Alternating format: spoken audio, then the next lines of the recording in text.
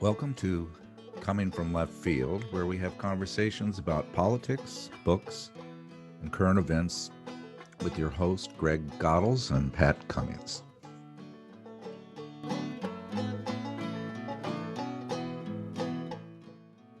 How do you acquire the news about current affairs? Social media, newspaper, radio, television, blogs, Substack, or podcasts? Why is news content increasingly focused on sensational, trivial, entertaining stories at the expense of more significant and substantive issues? Why is the cable news channel you watch so predictive of your politics? Who determines the news that didn't make the news? Have we reached a point where no news is good news? Let's discuss. We are here with Greg and a friend of the show. That's what we call someone who's done two shows. Andy Lee Roth, who is the Associate Director of Project Censored, which is a nonprofit watchdog. And last year we had him on to discuss the State of the Free Press 2024, which is a cumulative at the end of the year looking at stories that are underreported. And this year we have him on for the new book, State of the Free Press 2025. And just for you and the green screen, of course, we're trying to, there you go. We have your book cover in the back, which is probably better than my office, which is a mess. So there you go. Welcome, Andy. Welcome back to the show. Thanks, Pat. Thanks, Greg. It's so good to be on the air with you guys again. And last year, I knew nothing about your project. And it's been so remarkable to see how much now that it's in my mind, I'm hearing stories about you, and I'm hearing some of the journalists that worked with you, we've had on. Greg, I think you were familiar with Project Censored from your grad school days. So I think assuming that everybody watching didn't see our last podcast, give us an overview of what this project, State of the Free Press and Project Censored is.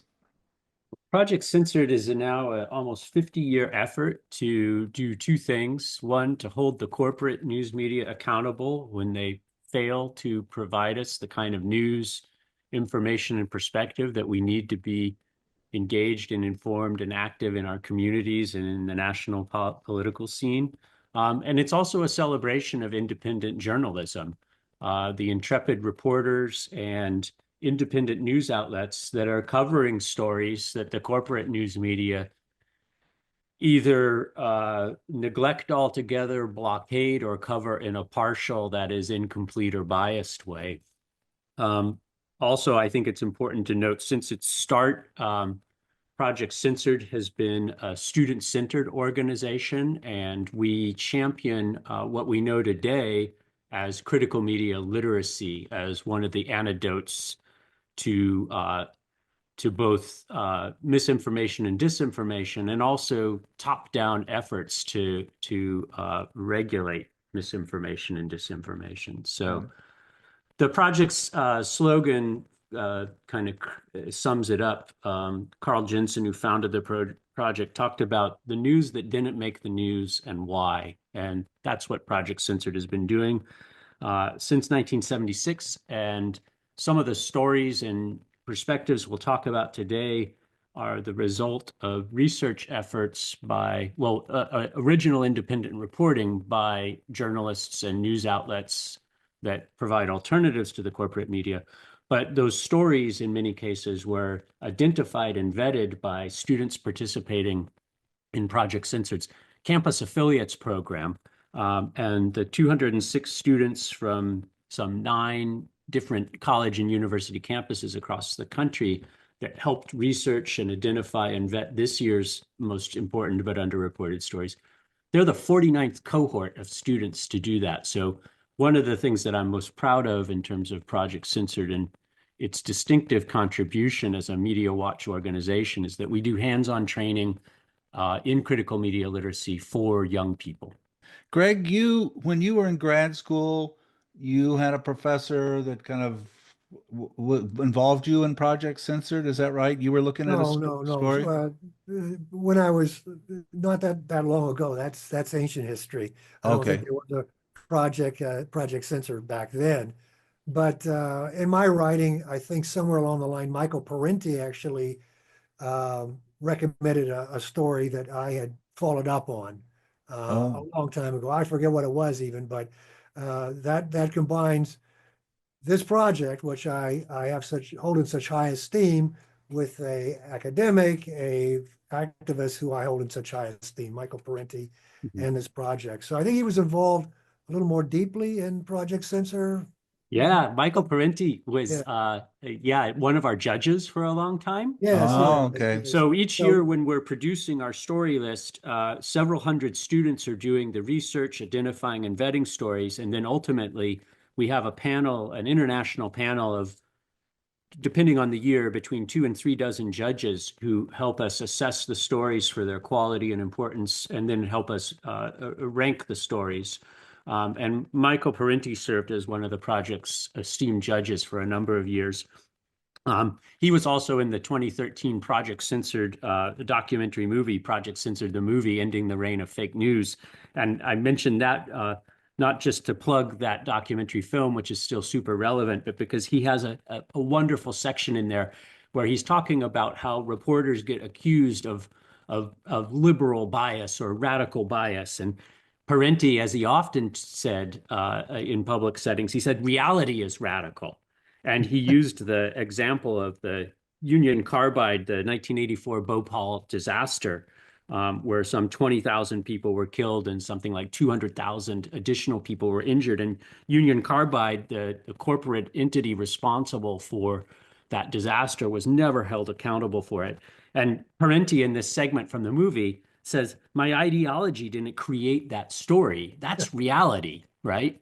yeah, And he talks about how, you know, reporters, especially reporters who report from a standpoint of progressive politics and commitments, often get accused of bias, whereas, you know, so-called objective reporters from places like the New York Times or the TV news networks or today the cable news stations are treated as, well, the, you know, news from nowhere. It doesn't reflect anyone's opinion.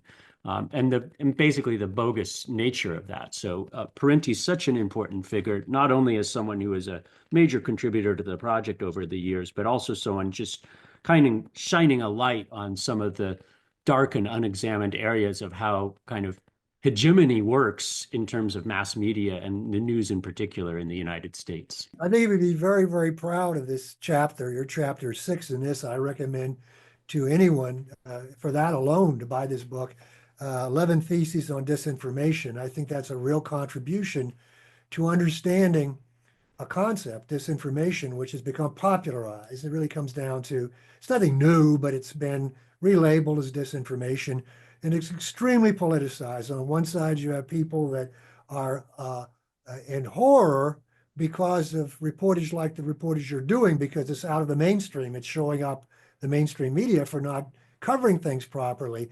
And on the other side, you have people that think, well, there should be no condemnation of anything that's written. You know, free press, free speech means we should allow everything.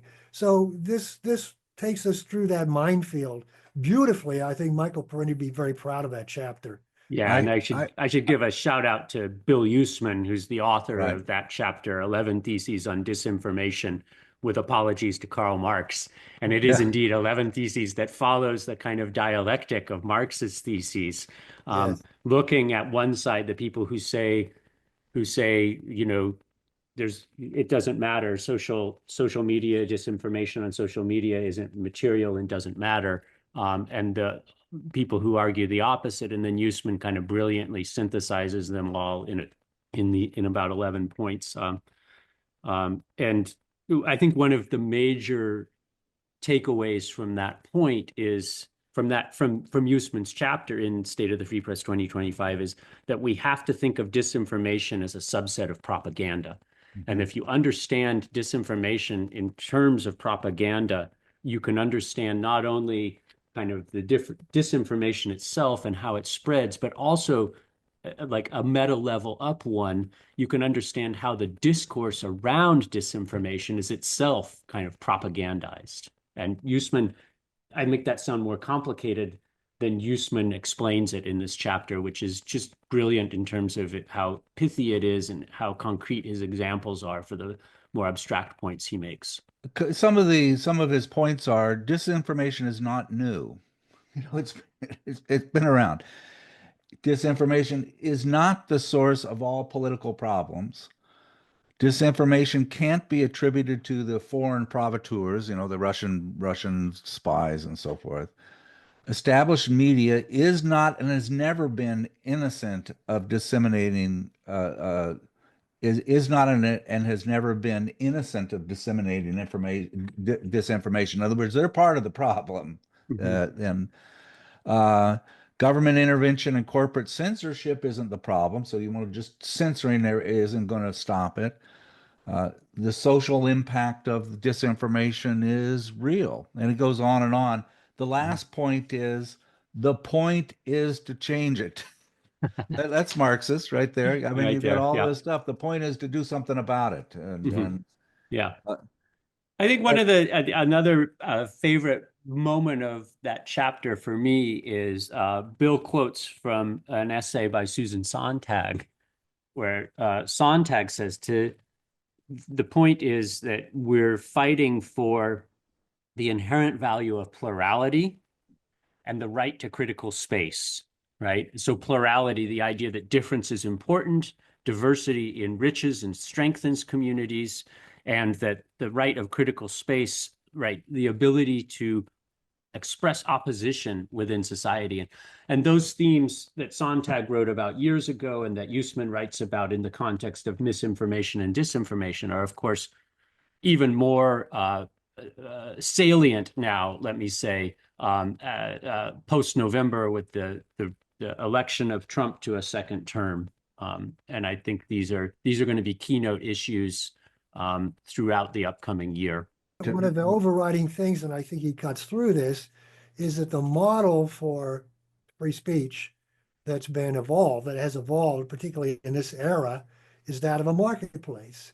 And so people would like you to believe that the free flow of ideas, speech, and so forth is in just a big, huge marketplace. Everybody has a situation it flows through. You pick and choose what you want as you do in the market.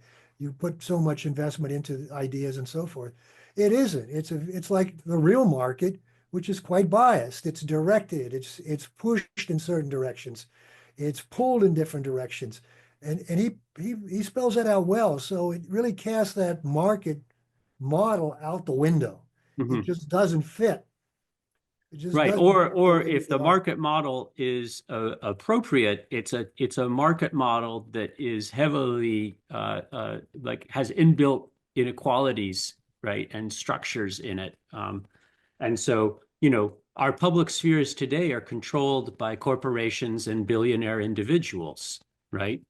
If you think of things like X or formerly Twitter, right? Well, Elon Musk controls that.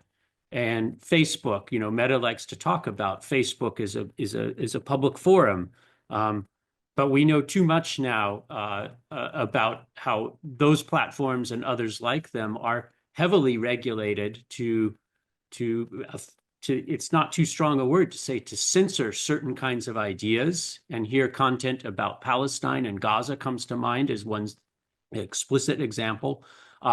To censor certain kinds of ideas while promoting others that are equally hateful. And we have stories about this in the censored yearbook, year after year. This isn't, again, as Usman points out, this isn't new. It predates social media, but for as long as we've had social media, these things that are presented to us by corporate entities, by billionaires as, this is the public square as we have it today. It's a digital virtual one. Well, those public squares aren't public. They're privately controlled. It's like saying that the local mall is a public place, right?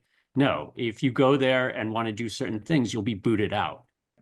Hey, before we get to the stories, I want to talk about you.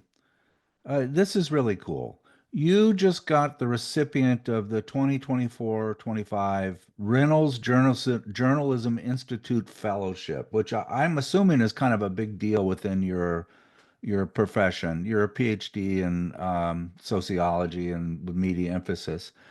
And it was for a study of the algorithmic literacy for journalism emphasis. Tell us about that. You've got to be proud of that, right? Yeah, thank you, Pat. It's a real honor for me and my colleagues at the project to have received this 2024-2025 fellowship from the Reynolds Journalism Institute, which is at the University of Missouri, one of the oldest journalism programs in the country, and prestigious in addition to deep roots. Yeah, and we were one of 7 projects out of something like 200 that RJI decided to fund. So that project quickly is algorithmic literacy for journalists. The idea is that increasingly, and I was, you picked up on this maybe from what I was riffing on a moment or two ago, increasingly how news is identified, how it's produced, and how it's distributed is controlled not by news organizations themselves, but by big digital platforms like Meta and it's things like YouTube and Facebook, social media. So the goal of the project is to empower journalists to understand better how algorithms are affecting their day-to-day work routines and especially the distribution of their work. And a special focus of the project is to help independent journalists and newsrooms that have been subject to all kinds of what's known in kind of the inside version of this as content reduction strategies. So these are things like demonetization on YouTube, forms of shadow banning on social media. And the idea is to try to create practical tools that newsrooms subject to that because of the kinds of stories they cover, give them tools to push back against that. And also to better report to the public about how these processes are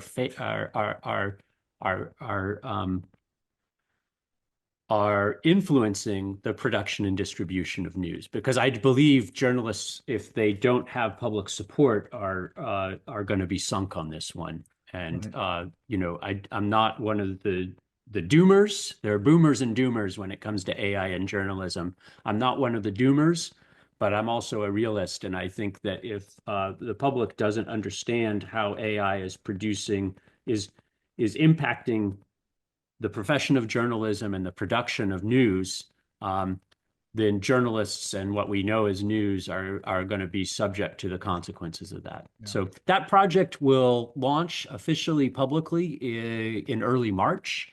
And if there's anyone listening now who's a journalist and interested in helping with that project, I am soliciting feedback on we have a beta version of the resource available for testing and review now. So you can find me through the Project Censored website or the Reynolds Journalism Institute website and get in touch. I'm welcoming feedback from independent journalists and news outlets in anticipation of that March launch.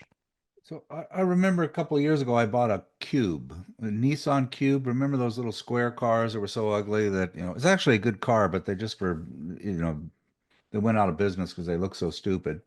And after I was looking at and buying the Cube, I remember remarking to my wife, Paula, man, these things are so popular. I'm getting all these ads about them. And I'm thinking, I just bought the best car in the world because it's inundated with advertising about how wonderful this car was. And then I realized you're an idiot. They're pushing, they're pushing that information to you. And that's kind of and we don't really have access to these algorithms. We don't know what they're proprietary to these companies. And that gets to your point to the news finds me. I'm constantly getting all of this news. I'm so informed. I just sit here on my computer and it just comes to me. And I don't realize it's coming to me with purpose and intent from these corporations that are choosing what I see. Talk about the news finds me concept. And yeah, that we talk about that some in the introduction to the book and have talked about it for a few years now. It's basically a misconception.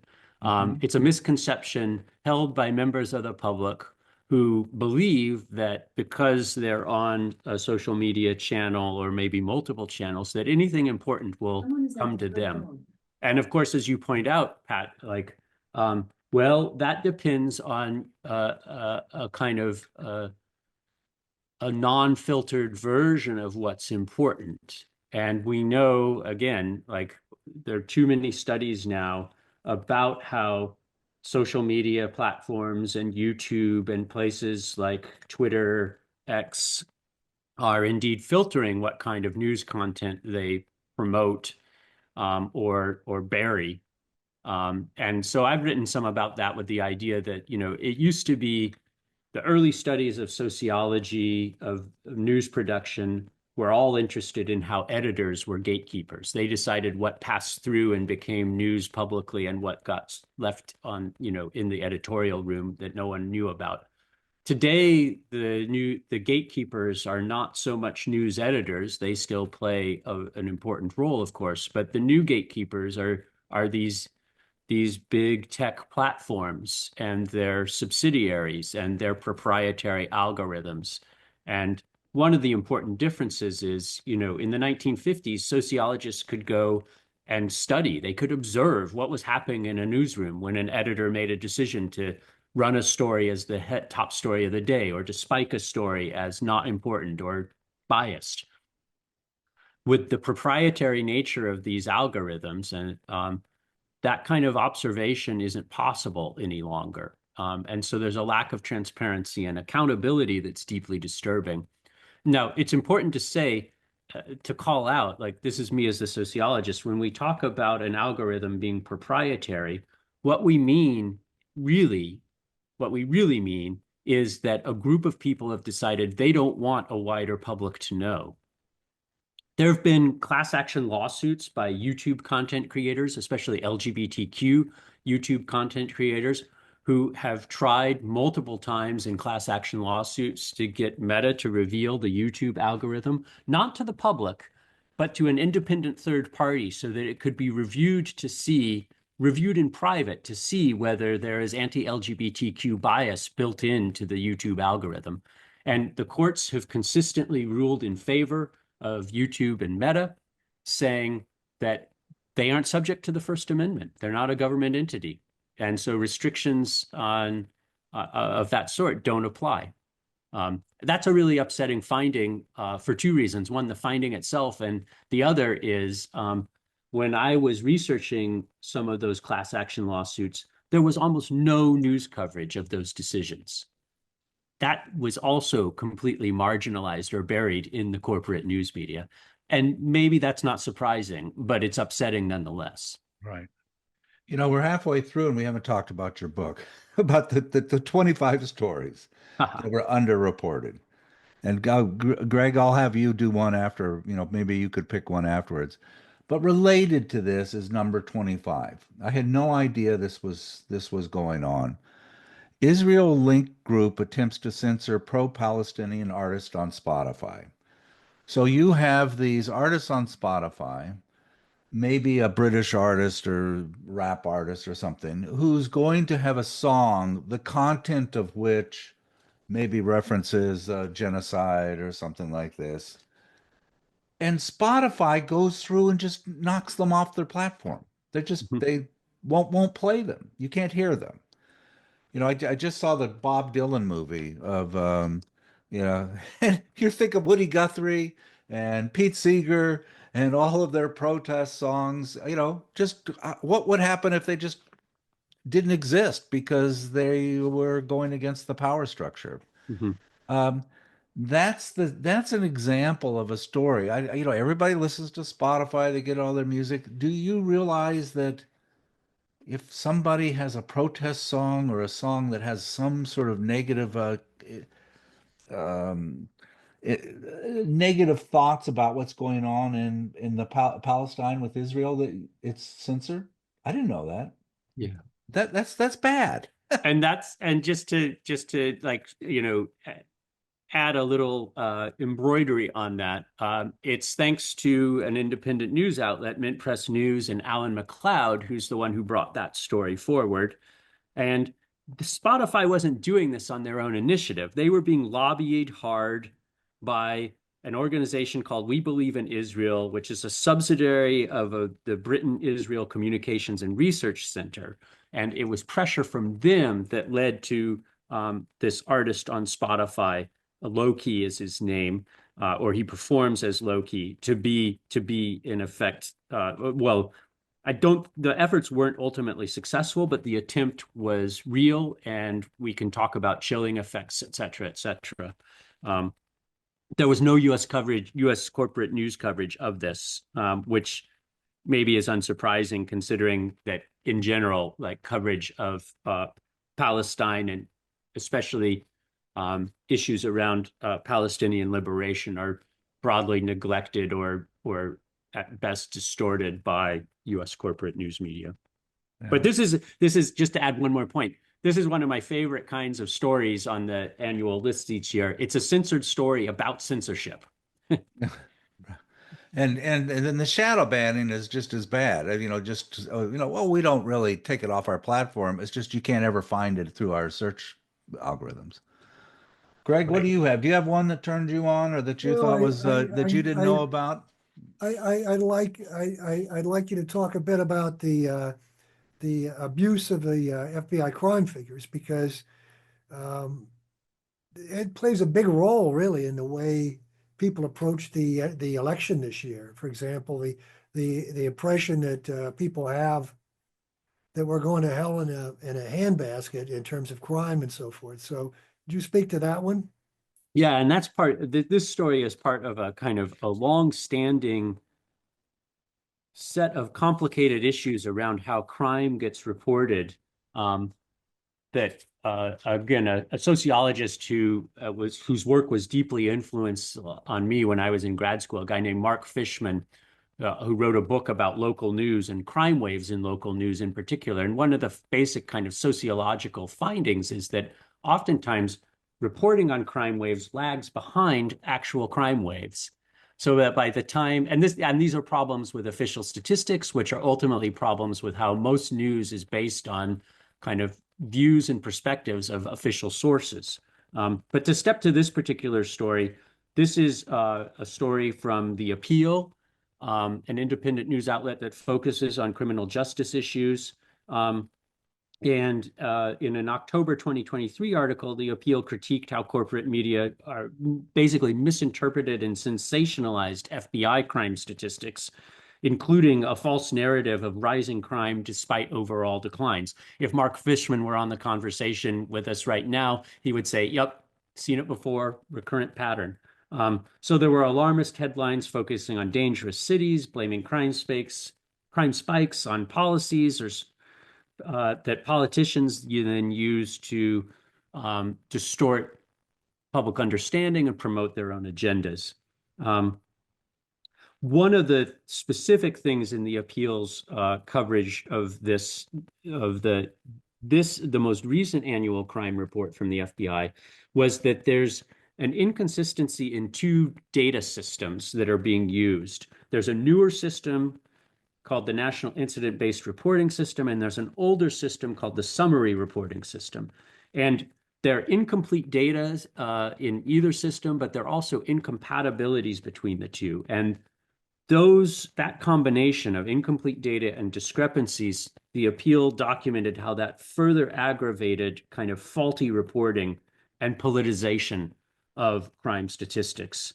And we also know from the same report that some police departments manipulate crime data to appear safer or alternatively to secure more funding. And so these official statistics that crime data is based on official statistics, and how things get categorized is itself a deep, we could spend a whole hour talking about kind of the sociological literature looking at, for example, how different police departments categorize things as hate crimes or not, and therefore have different rates of hate crimes across precincts, when what you're learning about is not necessarily the actual rate of hate crimes, say, but different recording and categorizing processes in those different police departments. It's a huge topic in kind of within the sociology of crime, a kind of sociology of knowledge perspective.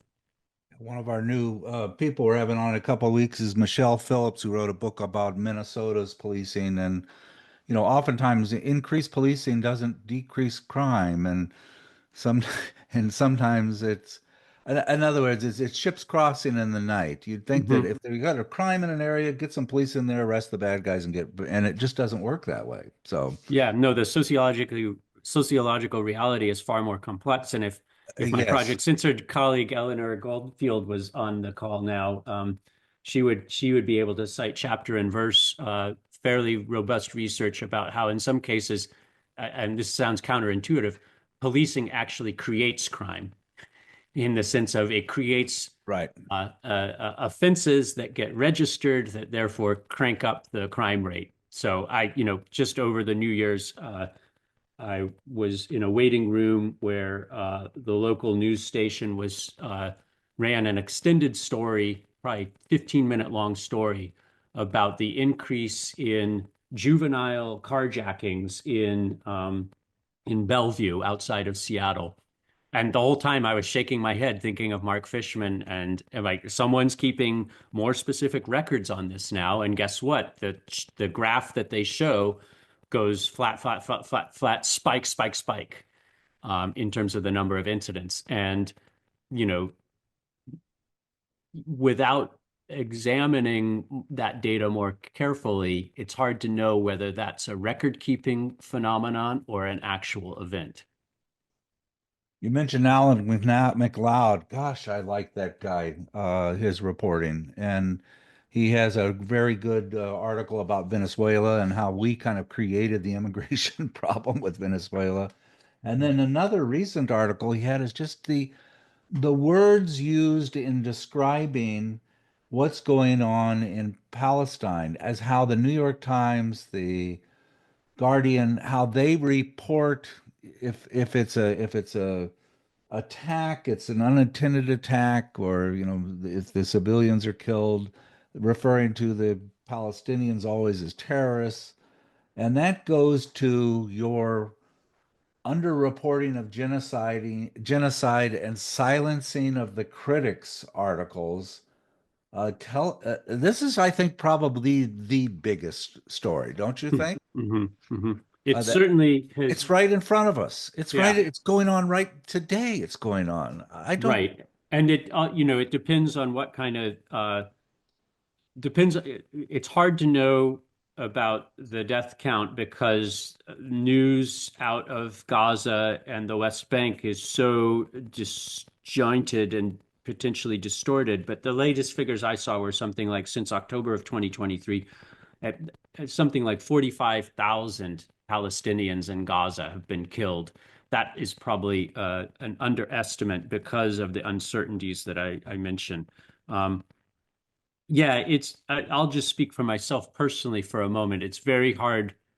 The entire election campaign that we just went through last year and ongoing now in terms of in the waning days of the Biden administration, um, it's very hard to think about opposition to a kind of MAGA republicanism when the Democrats have basically caved on what should be an absolutely straightforward issue, genocide in Gaza, and what the policy response should be, at least in broad terms, what the policy response should be. And instead, we've had a long, long pattern of downplaying, kind of in the worst sense of the term, academic debates over whether something counts as genocide or not, et cetera, et cetera.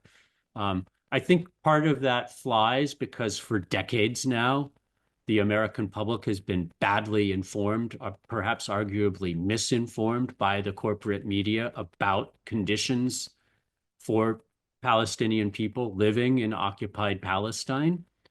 They've been treated for the most part by the corporate news media as unpersons with an unhistory, to borrow kind of the language of Orwell and Chomsky. Um, and in the absence of kind of relevant historical understanding and cultural background, um, almost anything goes in the news media. And we have a whole chapter in State of the Free Press 2025. Every year we have a chapter about news abuse, which is the term Project Censored uses to refer to important stories that have been spun so badly that the point of those stories is likely misunderstood by most people who encounter them. Robin Anderson wrote this year's news abuse chapter, and it's all of it. The entire chapter is focused on establishment media coverage of the Israeli attack on Gaza. And the title of that chapter is Bolstering Genocide. And it's how corporate news coverage, Western media in general, but the US media in particular, are basically accomplices in Israel's genocide. Yeah. Thoughts, Greg? You know, in that same vein, the creative term that you use, which I'd like you to talk about, fast food journalism. I was really, first of all, I was drawn into it because it was creatively and cleverly built around Barbie and the Barbie movie and the Barbie phenomena. That was Yeah. that pulls you in, and I don't follow a lot of popular culture, so it was an eye opener. I didn't know what Knuff meant, so I had to look it up. And so, but the notion of fast food journalism, which fits in nicely with the other things that journalists, that the media owners do to distract and deflect people. Yeah, I this thought it is, was I mean, very this is, creative. If you could yeah, talk I about what mean, it is and what it means and how it's used. yeah. So Carl Jensen, the Project Censored's founder, coined the term junk food news way back in the Junk food, yeah. 70s to talk about the idea of like news that is titillating but not informative. And the junk food metaphor is pretty direct, right? It's like you can eat a whole can of Pringles, and when you're done, you have a stomach ache, but you're still like weirdly hungry. And junk food news, I think, works that way. And there are a bunch of points I want to make. I'll see if I can organize them into a coherent answer to your good question, Greg. So the thing about junk food news is it distracts us, as you say. And in that sense, it's a form, going back to Bill Usman and disinformation and misinformation. In some ways, it's a form of misinformation. It's the junk food news stories that captivate audiences. So, the snub of the Barbie movie at the Academy Awards, like that's factually correct, but So it's like the magician's trick, right? The magician is waving his hands up here, and the trick is going on down here. So while everyone's concerned about, well, was the Barbie movie snubbed? The Barbie movie with its kind of,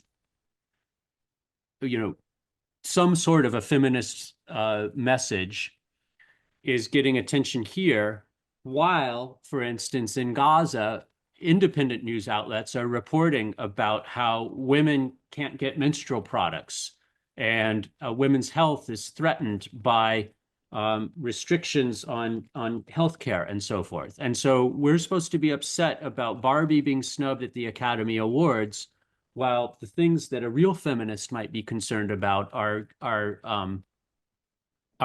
being sidestepped or brushed aside. And I've spoken too rashly there when I say a real feminist. I do believe there are important issues at stake when we talk about like what happens at the Academy Awards.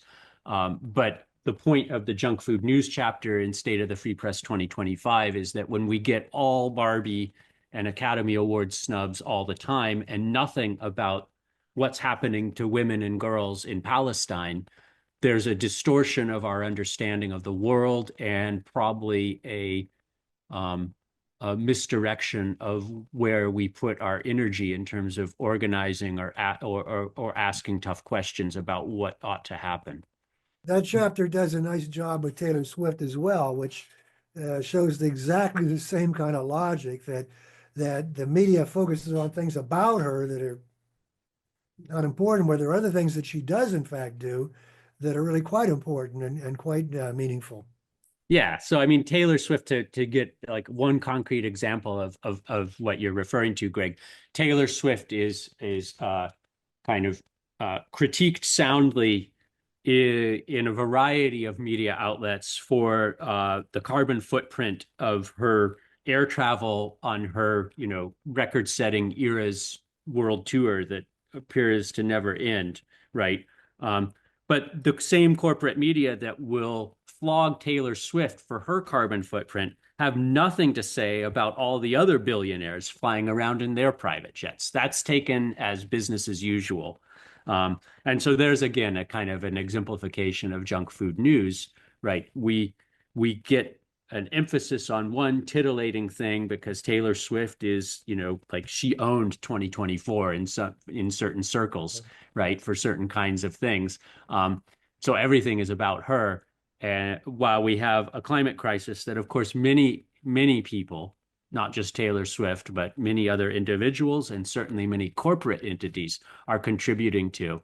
And those basically get a pass in the corporate press. Yeah, the other thing that's I think so interesting in your it's a theme of your book is what gets covered and what doesn't get covered and why and who controls that and what's the story behind that. We lost Jimmy Carter. Um, Boy, look at all the coverage of that. Peanut farmer and didn't have plumbing and electricity and his wonderful time after he got out with the Habitat for Humanity. And have you heard anybody other than maybe Chris Hedges talk about how he was kind of a neocon, that he deregulated the airlines, deregulated the banks? Paul Volcker and his policies were just horrible with destroying the middle class through those walking away from SALT too. Brzezinski, who was just an anti-communist freak, and selling out the Palestinians with this great, oh, I did this Middle East thing, didn't even have the Palestinians involved with that. It just, I mean, I can't speak ill of the dead and so forth, but it not one segment. Have you heard one segment that expressed, he really wasn't that good a president for the middle class and unions and I don't know. Jeez. Well, I mean, I suppose, Pat, if the Republicans can revitalize Ronald Reagan and turn him into a Ugh. saint who cared about poor people and people of color, then maybe it's a lesser sin to do something similar to Jimmy Carter on the liberal side of the spectrum. But your point is well taken. I think I haven't followed the kind of coverage of Carter's death closely, so I probably shouldn't say much more than that. But I do think there's a kind of nostalgia, seriously, a nostalgia for when was the last like decent president we had, right? And that says less about Jimmy Carter than it says about, kind of current contemporary misgivings about Biden and or Trump. And that to me is like where I would start digging if I was going deeper into kind of how the coverage of Carter's death has been, um, um, you know, framed. I think, the one story I saw that caught my interest was, we have to thank Jimmy Carter for the craft beer revolution, right? Because in 1978, he I'll give him enacted that. I'll a give him that. law. So, how bad could he have been with Salt 2 and whatnot? He gave us craft beer. That created 10 pounds on me. So you had a lot of stories that were environmental stories. And I I don't know, the fact that the natural gas is not that good a thing to have coming into our homes and how the industry has rigged that. Bottled water, vulnerability of poor people. I think last year, didn't you have the forever chemicals? That you had the leaching salt water into our freshwater sources, Mhm, which is viewed as just sort of well, that's a local problem. No, that's a mhm. systemic problem that's going to be a horrible thing to deal with. Um, I don't know. Talk about that. I guess you had a lot of the stories. Yeah.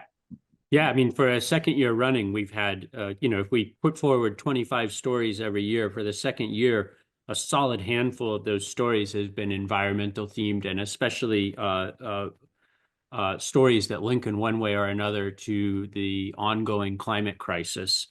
And rather than talk about any one of those stories in more detail, I'll quickly point out that all these stories are up on the Project Censored website at projectcensored.org.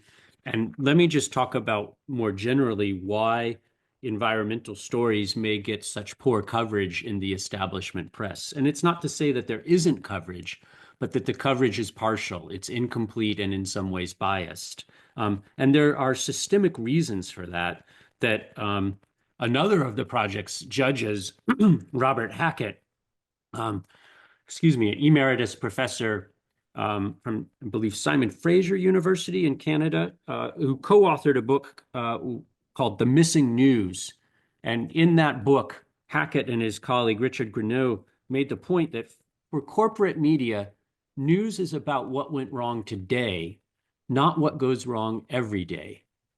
And I love that as a simple summarization of how corporate news fails to cover systemic social problems, right? It's dramatic events rather than enduring social problems. And when we're talking about the climate crisis, or when we're talking about the kind of fundamental economic inequality that is exacerbated by bottled water consumption, what we're really talking about are these ongoing, I'll talk sociologically for a minute, structural inequalities, right? They're not inequalities having to do with one person working harder than another person. They're structural in the sense that you're born into a class situation, and your life chances will be affected by that reality. Mm-hmm. And when that happens to not a handful of people, but entire, swaths of people across the country, then, and we have a media that doesn't address those issues well, I think that's partly that's partly why we lack kind of class consciousness in the United States. The news reporting that we get doesn't encourage us to think that way. It encourages us to think in terms of other forms of identity when it considers inequality at all. But most of all, it encourages us to think individually and not collectively. And that's perhaps one of the most fundamental biases of the establishment press in terms of how social problems in the United States are covered. Well, institutionally, the media is shifted over the years. Do you see it continuing? Because if you take this last cycle of news, Washington Post refuses to make an endorsement in the election, and everyone could see what was going on. I mean, the owner of the Washington Post has some special interests, billions of dollars in government contracts that he's trying to protect, and so he forces the paper not to do endorsements. Doesn't that chase people further and further away from the capitalist media, the major media in this country? Yeah, I mean, I don't have a crystal ball, Greg, but there's part of me, the optimistic part of me wants to say that the public's disillusionment with the establishment news media, like, it's a crossroads for us, I would say. One of the questions I ask in the introduction to the top 25 chapter of the book is how we can harness the power of independent, right? Can independent journalism effectively contest the corporate media's power to legitimize the status quo, whatever that is turning out to be? And the answer, I think, hinges not only on what journalists are going to do, right? The dogged independent journalists who we celebrate in this yearbook every year, but also fundamental questions about what the public will do and what the public will support. And right now, I think the deck is stacked towards the public throwing out the baby with the bathwater, believing the kind of Trump logic that the press are the enemy of the people. And, that argument, that critique is sort of like part right and mostly wrong, right? Certain kinds of media reporting, I think, have done a lot to legitimize gross inequalities in the country and to catapult, frankly, Donald Trump back into power. But there's a whole bunch of other independent media that is telling a counter story, that's counter system, that is, as I mentioned earlier, a la Susan Sontag, right? Maintaining critical space and embracing diverse perspectives, critical perspectives. And so who's going to win, right? I think a lot hinges on which way the public decides to shift its weight. Yeah. But most establishment news, I think, is designed to disengage us, if not, make us fearful. And people are turned off by that. But the question is, when they're turned off by that, do they turn to anything else? And part of Project Censored's mission is to say, hey, look, you're fed up with cable news. You're fed up with 24/7 punditry, hot takes. Here's some alternatives that are substantive. They aren't the can of Pringles chips that'll leave you with a stomach ache. Here are news outlets and news reporters and specific news reports that deserve your attention and that deserve your support. That's the fundamental purpose of Project Censored. Yeah. We got to get going here soon. I could just chat with you forever. But one of the coolest things that that you mentioned is the horse race coverage of elections. And that just bugs the living bejesus out of me. I listen to Breaking Points, and during the election time, 40% of all their coverage is just this poll, this guy, he's up, she's down. It just is meaningless, especially considering the problem that we have with polls, not being as scientific as we would like. And tell us about what was that lady, Annie Aguilar, with the horse race journalism? Oh, yeah. This is It's a brilliant. great story. Tell So us about that. the whole idea of horse race journalism quickly is like who's ahead by how much and who's gaining, right? And for a long time, reporters have covered elections using that frame, that horse race frame. And we know a lot now about how bad that frame is for public trust in journalism, for public trust in reporters, because it encourages people to think that politicians only do strategic things. And so, yeah, this reporter, I think they work for NPR, decided to go actually talk to real horse race journalists. That is, journalists who cover horse racing, and ask them what they think about so-called horse race coverage of elections. And most of them were fairly critical of it, and said, like, look, the comparisons are inexact. The metaphor is inviting and enticing because it's inherently dramatic, right? And people get it, like who's ahead, who's behind, are they gaining or losing? But that doesn't inform the public about the issues that people need to know to decide, for instance, how to vote in an election.